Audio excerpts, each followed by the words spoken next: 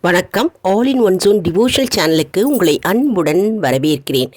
நாளைய தினம், அதாவது 21/11/2024 நாள், அதாவது வியாழக்கிழமை அன்று தேய்பிறை சஷ்டி, முருகனுக்குரிய நாள். அதனுடைய சிறப்பு, வழிபாடு மற்றும் விரதத்தை பற்றி முழு விவரமாக நம்ம இன்றைக்கி பார்க்கலாம். அதற்கு முன்னால் நம்மளுடைய சேனலை தான் ஃபர்ஸ்ட் டைம் பார்க்குறவங்களா இருந்தாலும் சரி, சப்ஸ்கிரைப் பண்ணாமல் பார்க்குறவங்களா இருந்தாலும் சரி, நம்ம சேனலை சப்ஸ்கிரைப் பண்ணிக்கோங்க. கூடவே அந்த பெல் பட்டனை ப்ரெஸ் பண்ணிக்கோங்க. ஆல் என்கின்ற ஆப்ஷனையும் ப்ரெஸ் பண்ணிக்கோங்க. அப்போ தான் நான் போடுற வீடியோஸ் எல்லாம் உங்களுக்கு உடனுக்குடன் நோட்டிஃபிகேஷனில் மிஸ் பண்ணாமல் தெரிய வரும். வாங்க இப்போ நம்ம வீடியோக்குள்ளே போகலாம். அதாவது சஷ்டியில் விரதம் இருந்தால் குழந்தை பாக்கியம் கட்டாயம் கிட்டும் என்பதை அடுத்து நம்ம கார்த்திகை தேய்பிறை சஷ்டி அன்று விரதம் இருந்தால் என்னென்ன பலன்கள்லாம் நமக்கு கிடைக்கும் அப்படின்றத முழு விவரமாக நம்ம இப்போ பார்க்க போகிறோம். முருகப்பெருமான் 6 தீப்பொறிகளாக தோன்றியதால் அவருக்கு 6 என்ற எண்ணிக்கையில் நாம் விளக்கேற்றோம். மற்றும் நாம் முருகனுடைய அறுபடை வீடை தரிசிக்கிறோம். அதனால் 6 என்ற எண்ணிக்கை முருகனுக்குரிய எண்ணாக கருதப்படுகிறது. அதாவது சிவபெருமான் நெற்றியில் இருந்து முருகப்பெருமான் தீப்பொறியாக தோன்றினார். அந்த தீப்பொறி என்ன ஆயிற்று? சரவண பொய்கையில் விழுந்து 6 கார்த்திகை பெண்கள் என்ன பண்ணாங்கன்னா, அந்த தீப்பொறியை குழந்தையாக மாறியது. அந்த குழந்தை 6 கார்த்திகை பெண்கள் 6 குழந்தைகளும் எடுத்து வளர்த்தார். அதனால் முருகனுக்கு ஆறுமுகன் என்று பெயர் வந்தது.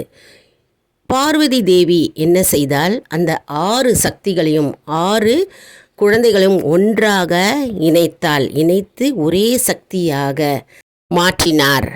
மேலும் முருகனுடைய மந்திரம் சரவண பவ என்று 6 மந்திரமாக கூறுகிறோம். சரவண பவ அப்படின்னு நம்ம முருகனுக்கு கோலம் போடும்போதும் நம்ம ஸ்டார் வடிவமாக கோலம் போட்டு சரவண பவன்னு ஒரு ஓரக்கால்லையும் நம்ம கோலப்பொடியில் நம்ம எழுதி அதன் மூலமாக நம்ம விளக்கு ஏற்றுவோம். 6 விளக்கை நம்ம முருகனின் முன்னாடி நம்ம சஷ்டி தினத்தன்று நாம் ஏற்றுகிறோம்.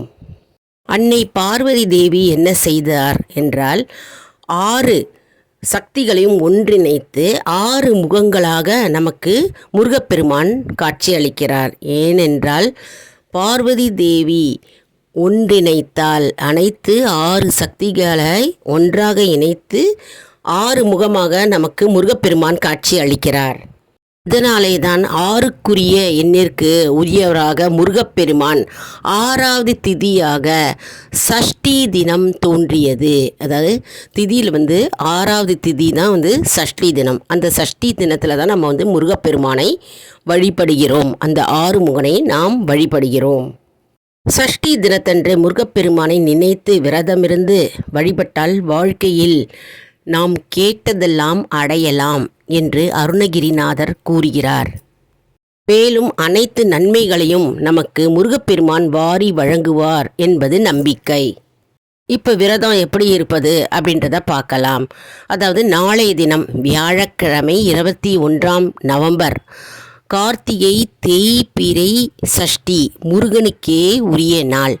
அன்றைய தினத்தில், அதாவது நாளைய தினத்தில் நாம் அதிகாலையில் எழுந்து குளித்து விட்டு பூஜை அறையை சுத்தம் பண்ணிட்டு முருகப்பெருமான் வள்ளி தெய்வானையோடு இருக்கும் முருகப்பெருமானை நாம் துடைத்து சந்தன குங்குமம் இட்டு வாசனை மலர்களால் அலங்கரிக்க வேண்டும்.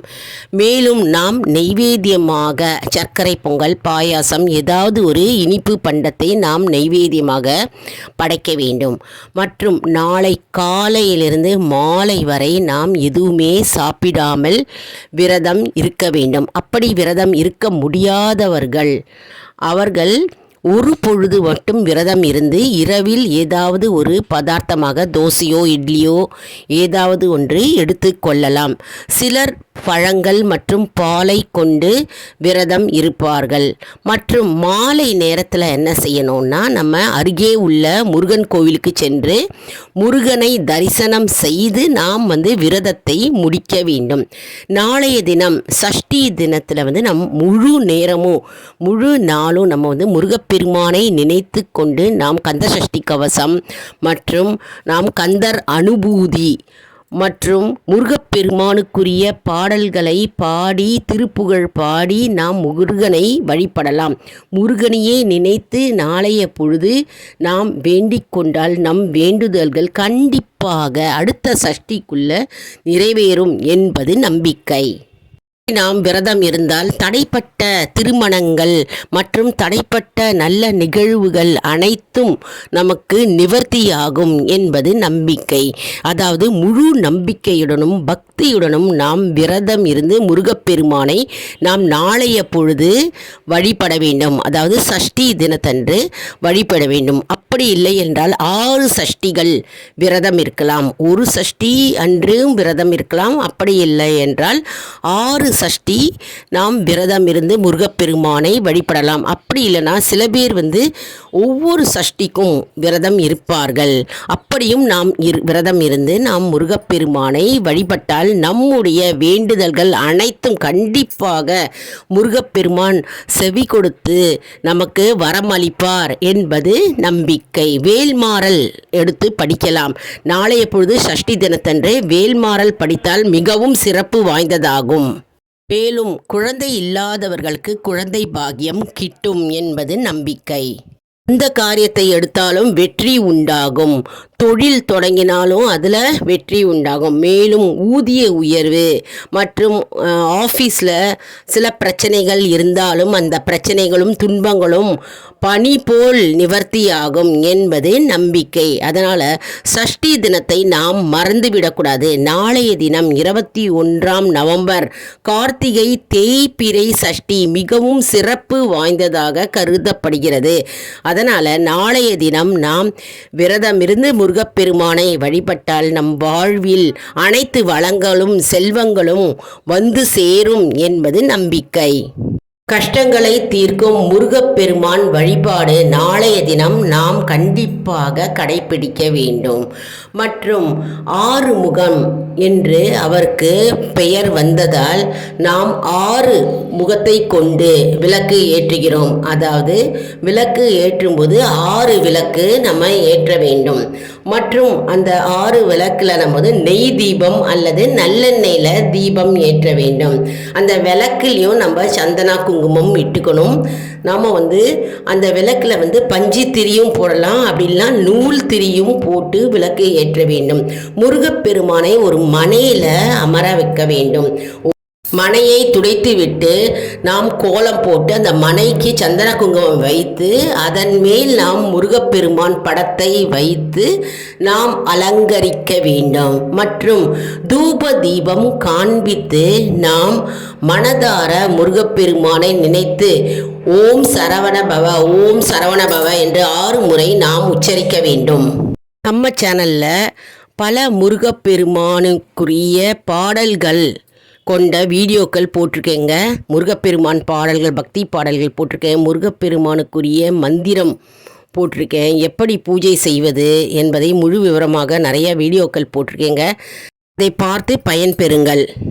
நம்முடைய வாழ்க்கையில் என்ன கஷ்டங்கள் இருந்தாலும் என்ன துயரங்கள் இருந்தாலும் வேலையின்மை மற்றும் திருமண தடை மற்றும் குழந்தை பாக்கியமின்மை போன்ற பல பிரச்சனைகளுக்கு கண்டிப்பாக முருகப்பெருமான் வழிவகுப்பார். அதனால் நாளைய தினம் சஷ்டி தினத்தன்று நாம் முருகனை வழிபட வேண்டும். மேலும் கோவிலுக்கு செல்லும் பொழுது நாம் அர்ச்சனை பொருட்களை வாங்கி செல்லலாம் மற்றும் பிரசாதங்களை நாம் செஞ்சிட்டு கோவிலுக்கும் கொண்டு போய் கொடுக்கலாம். மற்றும் பூக்களை நாம் வாங்கி செல்லலாம் கோவிலுக்கு. நாளைய தினம் முருகப்பெருமானை கண்டிப்பாக நாம் தரிசனம் செய்ய வேண்டும். மற்றும் இந்த வீடியோ உங்களுக்கு மிகவும் பயனுள்ளதாக இருக்கும் என்று நான் நம்புகிறேன். நம்ம வீடியோவுக்கு ஒரு லைக் கொடுங்க. இதை மற்றவர்களுக்கும் ஷேர் செய்யுங்கள், அவர்களும் பயனடையட்டும்.